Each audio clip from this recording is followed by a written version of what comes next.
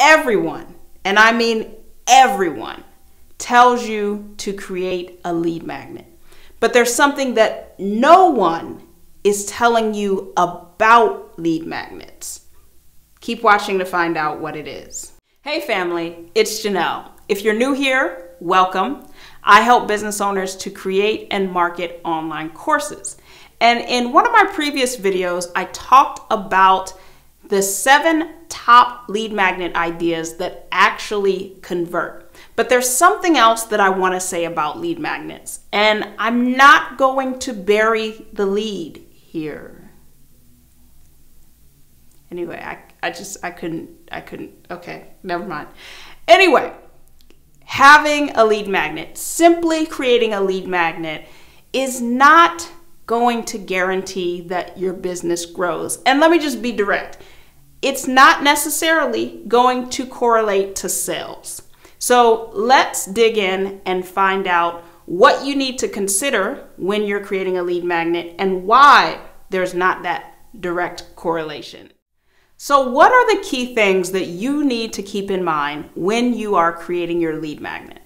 Well, one of the first ones that pops into my mind is most people create a lead magnet and they're thinking about attraction. They're thinking about, how can I get more subscribers? How can I attract people to opt in, to give me their email address in exchange for this resource? But the thing that you really want to think about is alignment. Are you attracting the right people?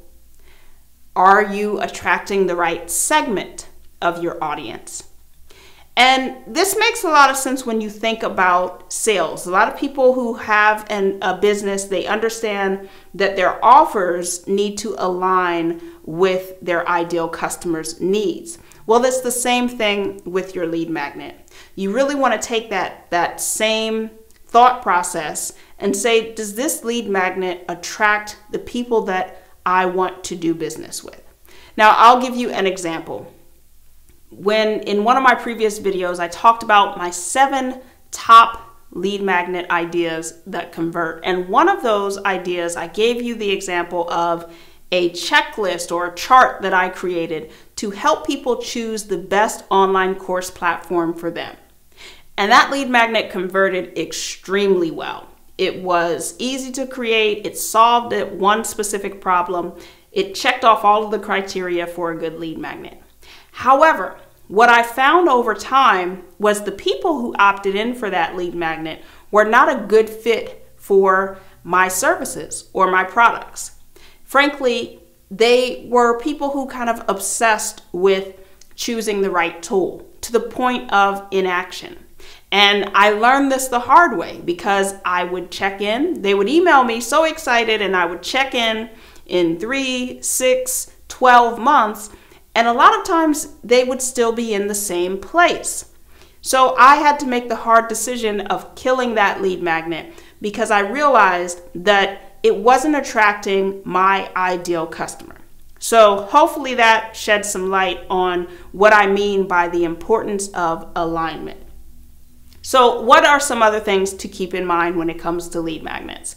Well, another important one is to know that resources, PDF resources or downloads, if you will, often attract people who are seeking out free information. And that's by design, right? A lead magnet is designed to be a free resource.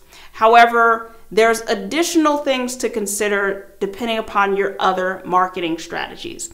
So for example, if you are running ads to your lead magnet, if you're running ads to cold traffic, people who don't know you, you want to be prepared to engage with them in a different way.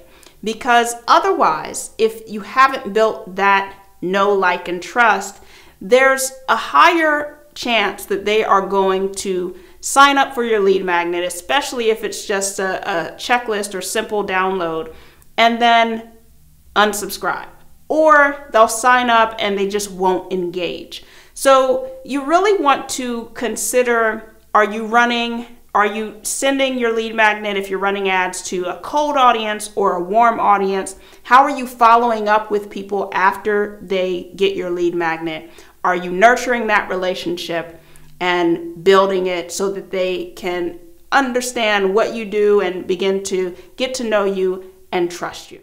So does this mean that you need to stop creating lead magnets? Hopefully you know me a little bit by now and you know that that is absolutely not the case. You don't want to stop creating lead magnets. What you want to do is be intentional about the lead magnet that you create, making sure that it is solving a problem that your ideal customer has, right? You're not just creating a lead magnet just to say you have a lead magnet. You need to consider who it's for and make sure that that is someone who you want to serve in your business. The other thing is just to consider, as I said earlier, the traffic or who you are advertising that lead magnet to if you're doing some sort of paid advertising, or even if you're doing a joint webinar and you're speaking to an audience that's a little bit warm but doesn't quite know you that well. Consider what follow-up vehicles or methods you need to have to build that know, like, and trust. So keep creating lead magnets, just be more intentional about them. So what is the thing that no one tells you about lead magnets? It's not just that lead magnets are not a one-to-one correlation to getting the sale. It's that there are levels to lead magnets. Typically, it takes multiple touch points, multiple interaction points to get a sale. And when we think about that, we need to apply that to our lead magnets. So what do I mean by that? I mean that your first lead magnet, that PDF download or that free email course, is level 1 of your lead magnet. It's the first interaction that people have with you when they opt in to hear from you on your email list. Let's just say that. What's the next level? What is the next free valuable resource that you can offer to people that moves them along that ladder or pipeline of engagement? Maybe it's a webinar. So you're going to have a percentage of people who opt in for your free downloadable resource, and you're going to have a large percentage of people who fall off and you never hear from them again. But you're going to have a small percentage of people who continue to engage with you, and then you offer them, let's say, a webinar. So those folks are going to attend the webinar, and again, you're going to have a percentage of people who disengage, or the offer, it's just not right for them. But you're going to have a smaller percentage of people who are going to continue to engage with you. What's the next level after that? Is it a sales call? What is it? This is super important, and for me, it was just something that blew my mind. I had not thought about lead magnets in that way, so I wanted to make sure that I shared it with you. I see a lot of people using lead magnets in one way, or just thinking about lead magnets as that initial interaction. But when you start to think about any free resource that delivers value as a lead magnet, and what is the ladder, what are the levels of lead magnets, I think it changes everything. All right, so I hope that that gave you some things to chew on when it comes to lead magnets, to just be more intentional about the types of lead magnets you're creating and making sure that you know who you're creating them for, but also understanding the levels to your lead magnets.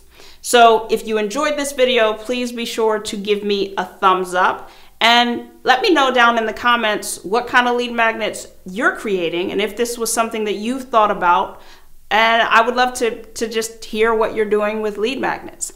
All right, don't forget before you leave to hit subscribe, and I'll see you next time.